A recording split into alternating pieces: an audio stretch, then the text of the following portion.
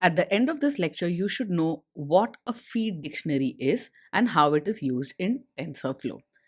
In this lecture, we learn one more new concept in TensorFlow, that of placeholders. In any program, whether it's using TensorFlow or any other programming language, you need a way to input data into the program. You need a way where a bunch of operations are performed and you can specify different inputs and have those operations be performed on different inputs. These inputs are specified using placeholders in TensorFlow. The code for this practical demonstration will be in the file Simple Math with Placeholders. At the very top, you import TensorFlow and the Google Data Lab ML library. X and Y here are placeholder, which you instantiate using tf.placeholder. Placeholders typically do not have any input values. You can specify some if you want to, but the most important thing is they serve as input nodes.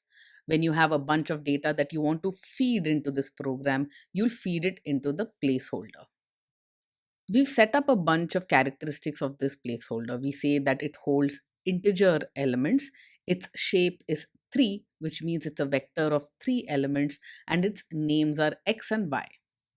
Placeholders are essentially just tensors which do not take on their values till we actually execute the computation graph. Let's perform a bunch of operations on these placeholders, the same operations we did before. Reduce sum on x and reduce prod on y. The final div computation divides sum x by prod y. Sum x cannot be computed before we provide the input for placeholder x. Prod y cannot be computed till we have the information for placeholder y, the input for placeholder y. Instantiate the session using the with statement. This will ensure that we close the session automatically once we are done with it. Let's take a look at the very first statement that we execute. We call session.run on sum x. Sum x cannot be computed till we pass in the value for the x placeholder. Right now, x has no values assigned to it. The computation can't run on nothing. While executing the operation of a computation node, you specify the value for the placeholders that go into that node's computation using something known as a feed dictionary. The feed dictionary is simply a JSON structure that you pass in as an argument to session.run, which specifies the value for the placeholders used in that computation. Notice when you call session.run on sum underscore x, the feed dictionary specifies the value for x, which is a tensor, a 1D tensor with 100, 200, and 300 as its primitive values.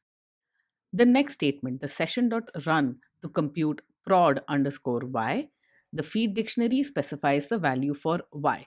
Again, it's a vector or a one-dimensional tensor, a tensor of rank 1 with values 11, 22, and 33. Come to the very last print statement within tf.session. This prints the division of sum x by prod y. Sum x requires the placeholder values for x, and prod y requires the placeholder values for y. Both have to be specified within our feed dictionary. For every node computation which involves placeholders, you need to specify values for them using a feed dictionary passed in as an argument to session.run. Executing these statements will give you the result for all of these computations. Sum of x is 600. The feed dictionary passed in 100, 200, and 300. If you sum them up, you get 600. Prod of y multiplies the values that were passed into the y placeholder, that is 11 multiplied by 22 multiplied by 33. And finally, you get the final division. Sum of x divided by prod of y uses the values from the feed dictionary that was passed into that computation. The feed dictionary here had x values 100, 200, and 300. So the sum of that is 600, and the y values were 1, 2, and 3. If you multiply 1 by 2 by 3, you get 6. 600 divided by 6 is equal to 100. The code that I have here on screen is a little bit buggy. I have fixed that in the source code, so the code that you run should not be buggy and it should be just fine. The statements which initialized and closed the writer, which writes out the summary to TensorBoard, needed to be indented so that it's part of the with statement, instantiating the session. Writing out the summary requires access to the session so we can pass in the session graph. Run Tensor Board, click on the helpful link that's provided to you within this notebook, and you'll see the session graph displayed on screen. This is, of course, under the Graphs tab.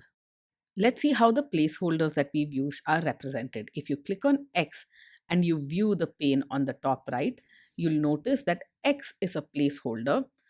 It also shows you the type, shape, and the dimensions of the placeholder as we had set it up in our program. As usual, whenever you visualize stuff on tensor board, it helps to kind of click around and see how data flows within your program. The important thing which I forgot to tell you earlier is once you're done with tensor board, switch back to your main program and kill the tensor board process. It's good practice. It's just good practice to clean up after yourself in every program. In this particular program that you see on screen, I have forgotten to close the session. That's a miss on my end. So, what's a feed dictionary and why is it used? Any TensorFlow program should be ready to accept inputs at runtime when nodes are computed. The placeholders that hold this information are fed in to session.run using a feed dictionary. A feed dictionary in TensorFlow is essentially a way to specify when you run a computation graph what input values the graph should work on.